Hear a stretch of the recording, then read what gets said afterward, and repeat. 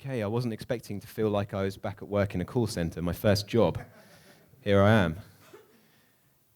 First of all, I'd like to thank all of you for inviting me to speak here. It's a real honor to come and speak in a country I've never visited. I had the honor of meeting Frodi in Budapest at the conference there, which was a great success. And your last conference here indirectly got back to me that it was a storming success. I don't know how I heard about this, but I heard that a fantastic group of very good quality, high caliber people had got together in Stockholm and had a fantastically successful meeting. So if this is getting back to me, and I just don't know how, then I'm sure it's going all around the world what you're doing here, and I hope it can be a springboard to any number of positive things for the cause. Now, I'd like to start my talk today with a bit of an experiment. So bear with me in this little thought experiment. So I'm going to tell you a story which is a story that hasn't occurred, but it's a story that I hope will occur. And it's a story of a young Swedish man called Fred. And Fred is a university student. He's from an average Swedish family. And one day, the modern society that he's living within finally is caught up with him, and he realizes that all is not well in the society he is in. He hears that his younger sister had been harassed on the streets of Stockholm when she was on a trip with her friends by a group of immigrants, and that she was very upset by this experience and had received no sympathy or support from any of the authorities or anyone else involved. He's also heard that his father has been suspended from work because he made a negative comment about this issue to one of his colleagues who he trusted, but someone told on him. And he's starting to question exactly what kind of a society he's now living in where this is okay. He decides to go out for a long walk to clear his mind, and he's accosted by a man in the street who is a smartly dressed man with a smile on his face, and he's obviously part of a group with a very attractive table with some colorful things on display. And he doesn't know who this person is, but this person approaches him and says, "Hello, friend, you're looking a bit down today. Why don't you come and have a look at some of the good news that we've got?" So he thinks, well, I need something to cheer me up, so why don't I go and have a look and see what these people are talking about? And he gets into conversation with this group of people who are well presented and well spoken, and the kind of people that he would probably feel very comfortable hanging out with and trying to learn from. Being a young man, he wants these good examples in his life, and he wants to be part of something successful and have a good career and have a family of his own one day. He's got all kinds of aspirations and dreams for the future. And he sees these people and he thinks, yes, these look like the kind of people that I'd be happy to learn something from and to be a part of. And eventually he's taken into the group. He gets involved in this group, which is a nationalist kind of a group, a communitarian kind of a group. And in doing so, he finds solace and community and decent people who he can rely upon, who have got his back. They're the kind of people where if a member of your family is unwell or has to go into hospital or has a problem, they know about it and they're going to come into you and say, "I hope you're okay. Is your family okay? Are they recovering well? Is there anything we can do to help?" Maybe even come with you to visit them in hospital if that was the situation. It's a real community, to put it shortly. He didn't come into a community that was full of negativity and bitterness. He didn't come into a community where it was about the realization of the horrible truth. He'd already realized the horrible truth for himself. What he wanted was to escape that horrible truth. In getting involved in this group, he found that he had a whole new family. He had a diary full of social events. He was learning more from the educational talks that he attends with these new colleagues, more than he learns from his university degree. He gets more and more involved. He becomes more and more inspired. He finds a spark within himself, something primal that he never really quite knew was there, but this spark, it's growing, and he finds that it's turning him into a more confident and driven and purposeful young man. In his diary next week, he has a trip to the Swedish mountains, and he's going there with a group of other young men of a similar similar persuasion to himself, and he's looking forward to meeting some new people and seeing some of his old friends. And this is a camp, again, being organized within the community, and there are all kinds of things being taught on this trip, including self-defense, public speaking, the history of his people, and about the maladies that the world suffers from and how he can protect himself and his family from it, and also giving him the confidence to take part in the outreach activities that he was drawn into, and he's getting more and more involved. He is a part of a community that is real, it's positive, it's a full community. It's not something that is occasional. He's so involved in it. It's every week. He's meeting local meetings every week, multiple times a week. And there are educational seminars, there are health and nutrition-related things. He's learning so much all the time on all these different areas about having a healthy lifestyle and taking himself out of the unhealthy society that he's lived in for so long without hardly even realizing it until now. Now, what I've just described to you is kind of my dream, really. So I have a dream, and it is to create a movement that is multifaceted. It's not just a political party. It is an alternative lifestyle. It is something that can absorb someone in its entirety and give someone that alternative, a true alternative, rather than just realizing that they don't want what's on offer in society and becoming a recluse. Now, the story, if Fred goes walking down the street today, chances are he won't be accosted by anybody, although he might get lucky with some of the people in here who might do those kinds of street activities, which is highly commendable. And if he was to run into some people, they might be the wrong kinds of people. They might not be the kind of people you would want as an advocate for the cause. And they may turn him off.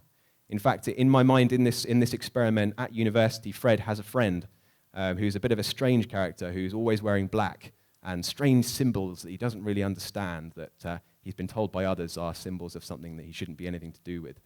And this man is very, very negative, and he doesn't like to talk to other people too much, and generally keeps himself to himself with very large books that he doesn't really understand. So, the task for us is to go from where we are now to a situation where someone like Fred has got every opportunity to come and get involved in what we're doing. And that needs to be, at the very start, a movement away from telling people the horrible truth.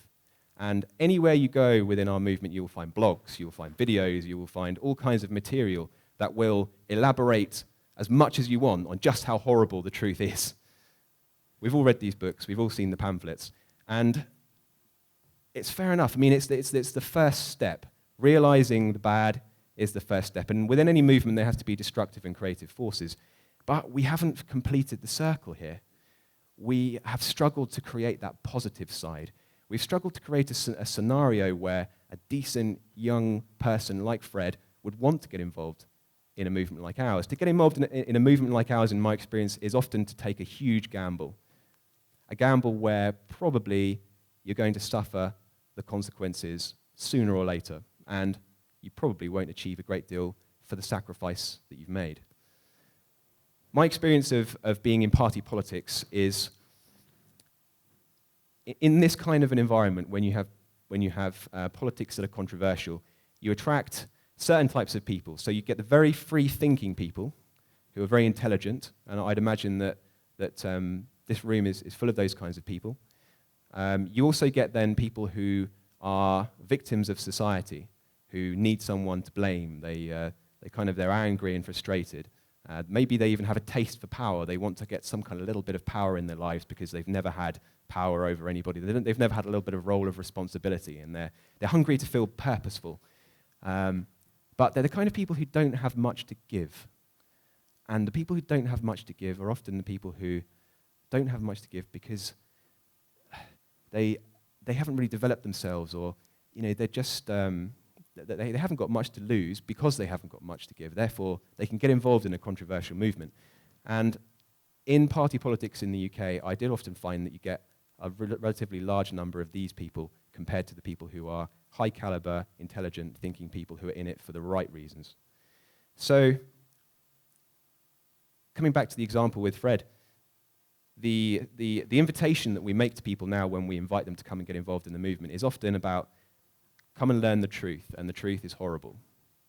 But that's kind of it. After that, you've got these occasional meetings where you get together and it's fantastic. You have a good time with your comrades. You pick up a new book. And there is a community there. Often it's online and it's not regular. So what we need to get to is the stage where we have really actualized our potential, because I've seen any number of examples of people who have come into the movement in the right way and have taken so much from it. And we sell ourselves short because we've got a hell of a lot to give. We've got the truth on our side, but not only the truth, we've got an opportunity for someone to come and make something way more of themselves than they ever will. And I've seen this in individuals where they were just an average, below average kind of a guy, a kind of typical football supporter on the weekend and drinking too much, and they become absolutely inspired by a political speaker. And that's it. It's their new thing. It's the spark in them. And we don't use that enough on other people because I think we often talk too much to ourselves. So this outreach is really, really, really important. We need to get away from the sort of ghetto mentality where we lock ourselves away and we talk amongst ourselves too much. There needs to be a learning from other groups that have been successful. The number of times that people have asked me, what do you think of the English Defence League? Or what do you think of UKIP? All perfectly valid questions, and I'm happy to discuss these groups, but I really wish sometimes that someone would come to me and say, what do you think about this group over here that isn't a nationalist group, but has come from nowhere to somewhere and been really, really successful? What is it we can learn from these people? I think there's something that we could learn here. I've looked into it. It would be an even better thing to hear. The example that I gave when I was in America speaking to Amren was the Mormon Church. And the Mormon Church have millions of supporters around the world, millions, and they are ridiculously committed. Ridiculously committed. In my country, in a town called Northampton, there is a group called the Jesus Army, and they're a sort of very strange Protestant evangelical group who give 90% of everything they earn back into the Church of Jesus. And they own almost everything in town. They have their own cinema. They have all their own houses that they own as part of the group. They own most of the shops in the high street. They have effectively taken over an entire town. What can we say that we have? I was involved in BNP party politics for the first years of my adult life, and we were going somewhere. And the problem was with it is that party politics was showing that you can win. We got people elected to the European Parliament, we got people elected to the London Assembly, and we were getting councillors elected all over the country. And the attitude at the time was very much all hands on deck. Everyone needs to get behind this. We're having success in this arena, so let's all just go full throttle and put all our eggs in one basket. Of course, as you probably know, the basket was tipped and all the eggs fell out, and we ended up in a situation where we had no assets.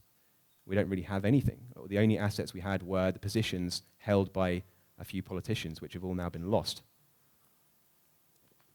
People used to talk about the movement, but my contention was there wasn't really a movement. There was a political party which was reasonably successful despite its faults. But it wasn't enough. Most people are not party political people. They don't want to come to a meeting like this and hear someone like me talk. But they are on our side. And the reason, I've got this reputation for being constantly positive, which is sometimes a bit strange in our movement where everyone can be very negative. But like Frody said in his introduction, the vote for your sort of civic nationalist party is going through the roof. The vote for the UK equivalent, the UKIP, is also very, very strong. And in other European countries, things are even better. In France, in Hungary, in numerous of the smaller countries. And if you look even internally at our countries that have been affected most by this corrupting influence of liberalism, you see all manner of opportunity surfacing and all manner of reasons to be hopeful. I have a few statistics that I picked up from a survey done by a group called Searchlight, and I believe that they are pretty much equivalent to your Expo. So they're sort of like the devil incarnate. And these statistics basically found 48% of the population would consider supporting a new anti-immigration party committed to challenging Islamic extremism and would support policies to make it statutory for all public buildings to fly the flag of St. George or the Union flag. So that's 48% of the population.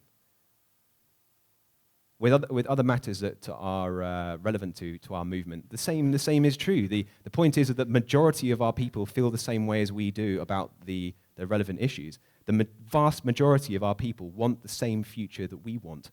The number of people who are transgendered activists and feminist activists and social justice warriors are just minuscule. They're incredibly noisy online, and it makes a good story in the newspapers. So by reading all these media outlets, we get this sense that, my God, the world's going mad. Everyone is like Caitlyn Jenner now.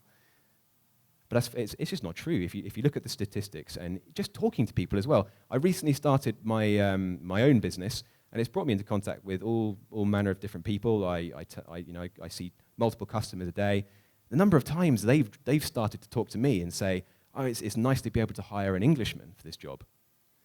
And then the conversation moves on from there, and you find out that they're completely frustrated with all the political system, and they just wish someone would come along who was worth voting for. There is a huge opportunity out there.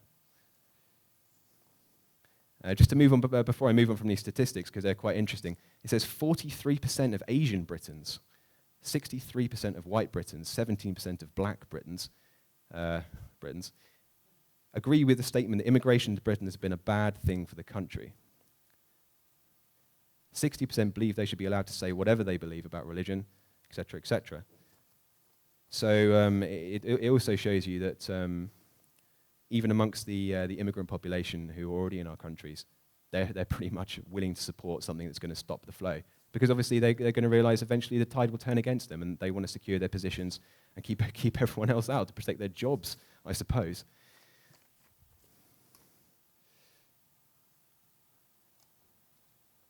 So, what can we do as a group to be more committed, more dedicated?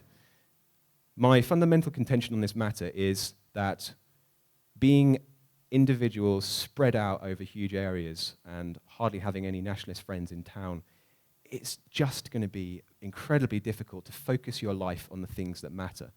Now, I don't think I would have to really argue too hard with the people in this room that we are facing a catastrophic destruction of our genetics, which is the hardest one thing that exists on this planet.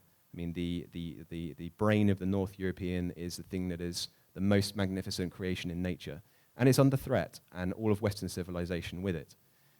And the understanding of that urgency isn't matched too often by our level of dedication and by the seriousness with which we take our everyday lives and our part in this cause. And I think it is very, very hard to maintain the appropriate level of seriousness when these kinds of meetings are so rare, however great they are. We ought to be having meetings like this in every locality on a weekly basis at least. It should be basically like church. And if you are religious, you go to church on a Sunday. And if you are a nationalist, you come to our church on a Friday or a Saturday or whatever it is. But we need to pick up that kind of religious type of zeal. This, as far as I'm concerned, is not a matter of politics. This is a matter of actual survival. But sometimes, by aiming too low, by talking about survival, maybe we, as Europeans, we like the big dream. We're almost more inspired by going to the moon or climbing Everest than we are by making sure that our shopping lists are properly checked off when we go down to the supermarket, even though the latter is so much easier than the former. But we love a big idea. We love a big idea. Maybe we have been lacking in our ambition. Perhaps by becoming much more wildly ambitious, we will become motivated to a new degree in our everyday activities and in our personal commitment to the cause. I think fundamental to this really is that there has to be proper community. You have to live together. So a part of what Western Spring advocates is the eventual moving of people and clustering together on the edges of towns or whatever in different areas so you can remain in contact with your family, probably work your same job, although of course self-employment is ideal, but that you are living in as a community and can reinforce each other, and your children can play together and know that they're not going to be told off by liberal people for doing something they shouldn't be doing. I think this is absolutely crucial because when you look at groups that have achieved the level of dedication and seriousness that we would aspire to, this is the way they live. I basically allowed myself to be sort of recruited into the Mormon church recruitment process and understanding the way that they approach people, the lessons that they teach, the way that they try to get people to join the church. And it's fantastically organized. They have events. Every Thursday night is for young single adults, and they call it Institute. And you go there and you are educated on their books. And then after that, you socialize, you eat food, you play music, etc., etc. And it's a fantastic atmosphere. Of course, church is on a Sunday. There is always a social event every day of the week, whether it's a Monday, a Saturday. Sometimes there is more than one event going on in the locality each day. These people are incredibly active.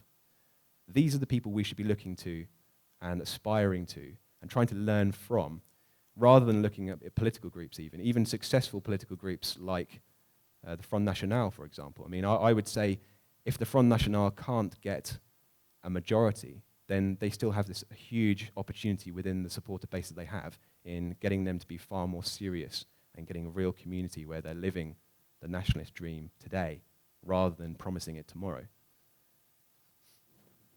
So what is the first step to doing this?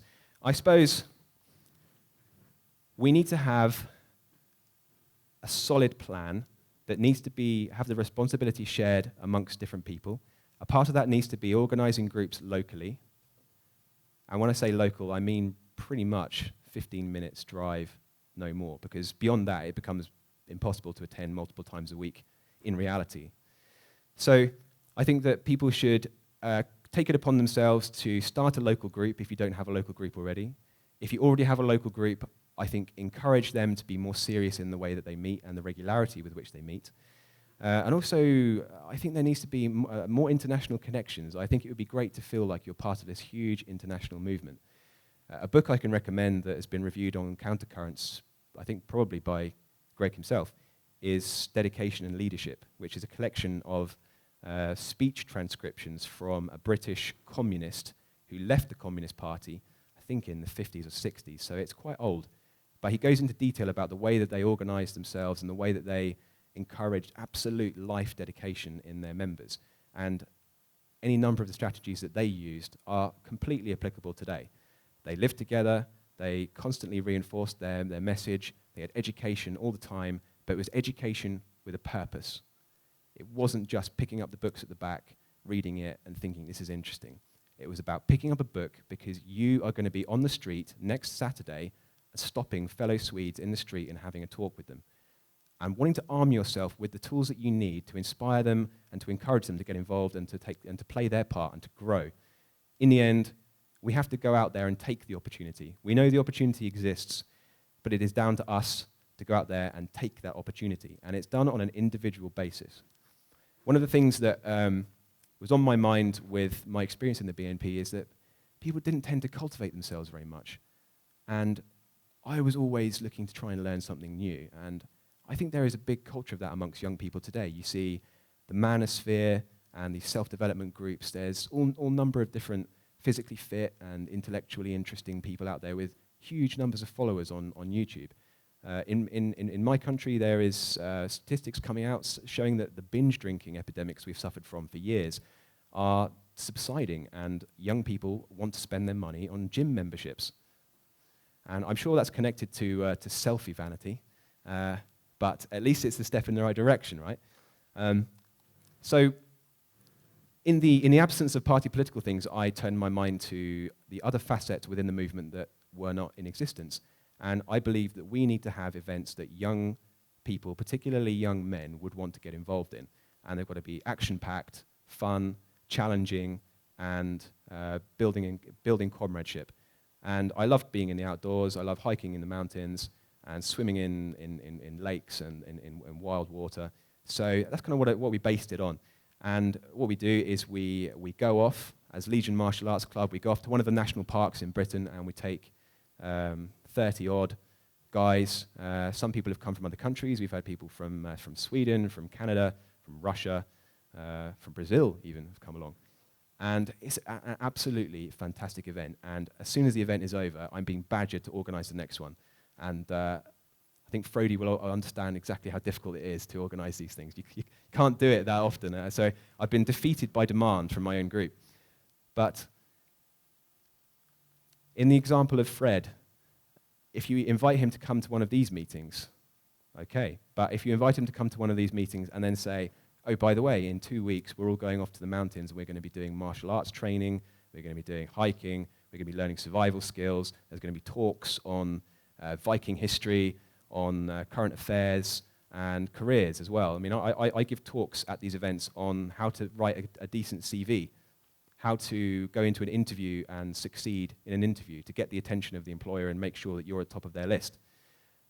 We need to be a community that isn't just of racial interest or of political issue interest, but is an entirely new lifestyle for people who are aspirational, for people who don't just want to go on Facebook and share memes of a Nietzschean theme, but they want to live that Nietzschean message.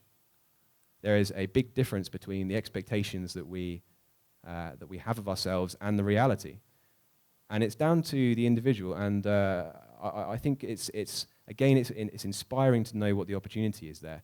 There is a great deal of untapped opportunity in every single one of us. And as my tennis coach says, the only shot that you have full control of is the serve.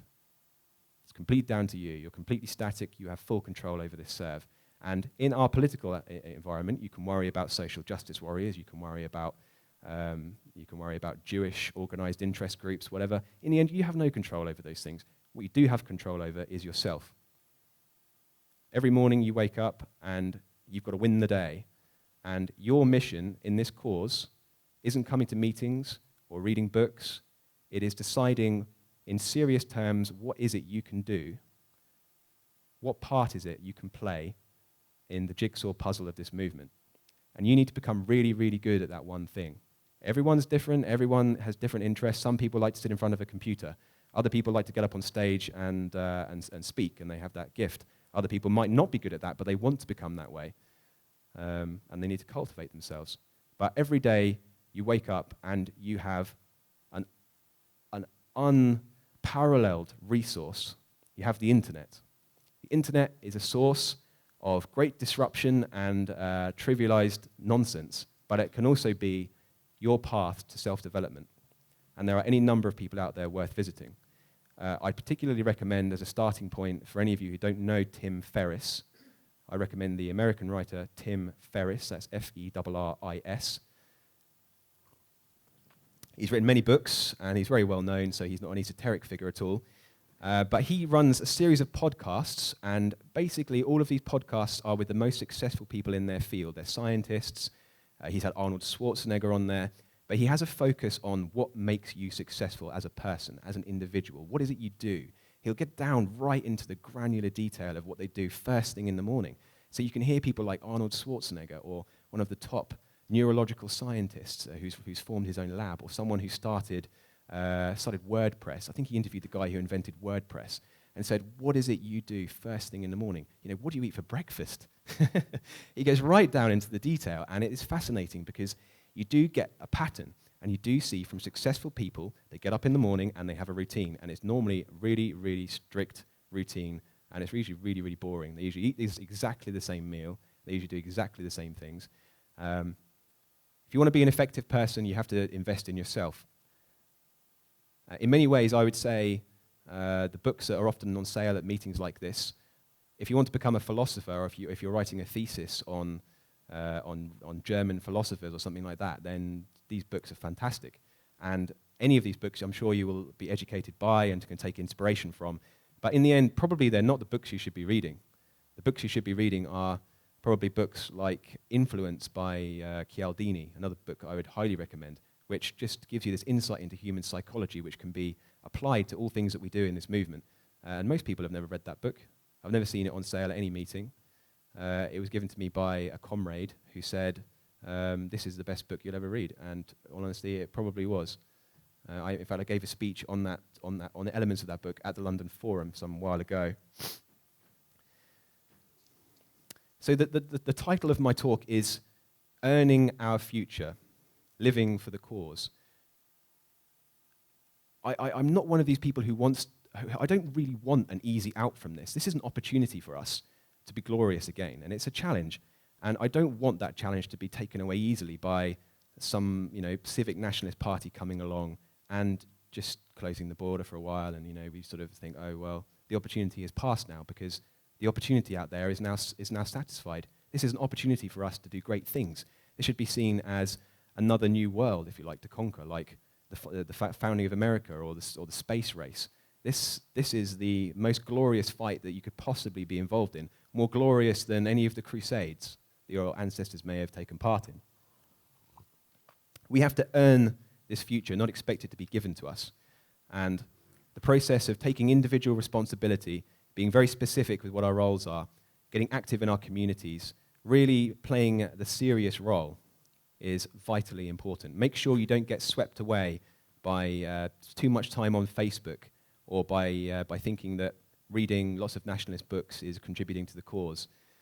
Don't trick yourself, because we're suffering here and we need to get serious. Read the books that count. Read Dedication and Leadership by is it Douglas Hyde? Greg? Douglas Hyde. Read the works of Tim Ferriss. Read Influence by Cialdini. I think it might be John Cialdini, but either way you'll find Cialdini. And let's take an outside-the-box approach to our movement. Let's not go along the tracks like a train running those same overtrodden grounds. Let's not just go out and deliver leaflets, stand for election, try and get to some basic level of parliament or something like that. Let's try and take the world by storm. Let's try and live up to the high expectations that we have of ourselves. Let's try and live up to the inspirational feeling that we get when we've read that sentence that just hits the nail on the head in the latest book that you bought from the stall at the back.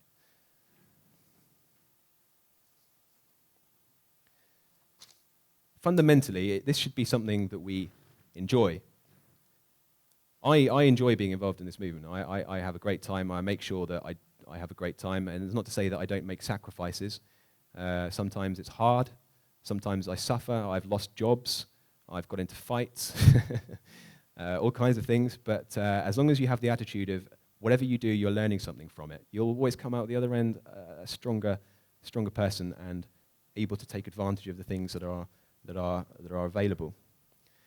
I think that there is a great problem with misanthropy within our people, and I can understand that. I mean, I suffer from this sometimes myself. If you look around and you see how stupid people are, how easily tricked they are, you can just slip into a kind of, are they even worth saving kind of an attitude.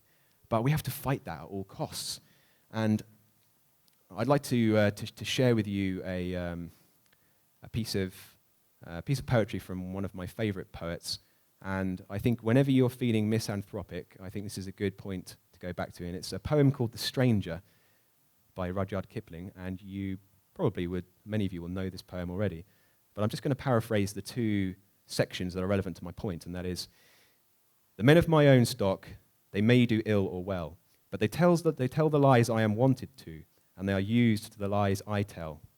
And we do not need interpreters when we go to buy or sell. Men of my own stock, bitter bad they may be, but at least they hear the things I hear and see the things I see. And whatever I think of them and their likes, they think of the likes of me. We need to realize that not all of our people are going to come to these meetings, that they aren't going to completely agree with everything that we believe, and they're never even going to try. They are not going to be converted by the presentation of horrible facts. They're going to be drawn in by a lively, vigorous, organic, virtuous, uplifting group based upon all the highest virtues of the European civilization. And after all, isn't that what we would want anyway? I believe you have a group like Legion Martial Arts in this country, although I don't know a great deal about it.